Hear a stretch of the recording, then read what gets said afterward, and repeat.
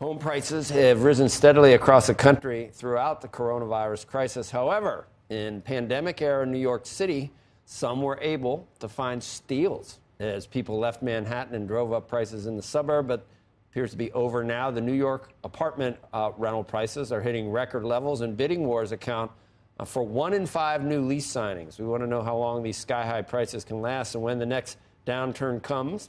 For answers, let's bring in Howard M. Lorber, Executive Chairman of Douglas Elliman. And have you noticed anything as mortgage rates move up, Howard, or it's just gangbusters still? It's still very strong. What generally happens is people come into the market when they see rates rising because they're afraid if they wait too long between mortgage rates and inflation, they're going to get priced out of the market. So it hasn't been a bad thing at up to this particular point for buyers. So you know a cross-section of everything going on in Manhattan. There's luxury, there's doorman building, there's door person. I don't know, what is it, Andrew? Door person buildings, non-door person, rental, condos, co-ops, all these different things. Everything's strong. Can you go over a couple of the everything, the numbers? Everything has gone up. This quarter was the highest number of sales for a first quarter in 33 years of tracking. So we know the direction we're going. And that includes everything that you said, all types, all asset classes of residential property, whether it's rentals, whether it's, as you say, luxury, middle, low end, it's all going up.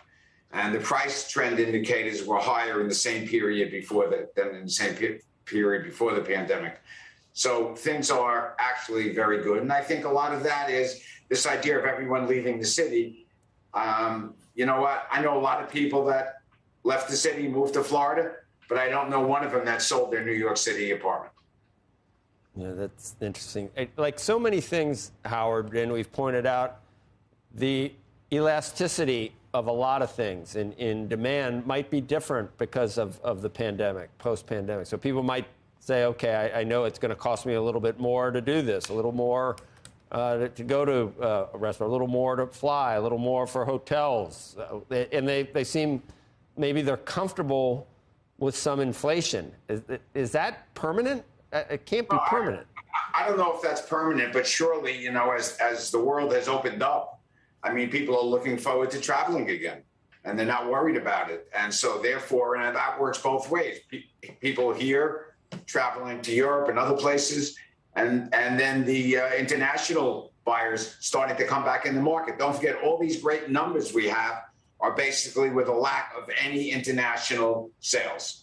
And that accounted generally in the past 10 to 15%. So we have a way to go on the upside. Be remiss if we didn't at least ask you anecdotally, what are you hearing about office leasing? And that I can't imagine that this new hybrid work model hasn't still dampened demand in that regard.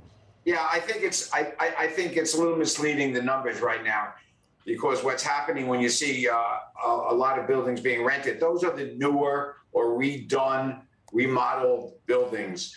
And what you have coming up, I think, in the next couple of years is a lot of existing leases that expire. And a lot of those are in older buildings. And I think that's where the problem is going to be. It's going to be very hard to release those older office buildings as leases come due over the next couple of years. Shepard Smith here. Thanks for watching CNBC on YouTube.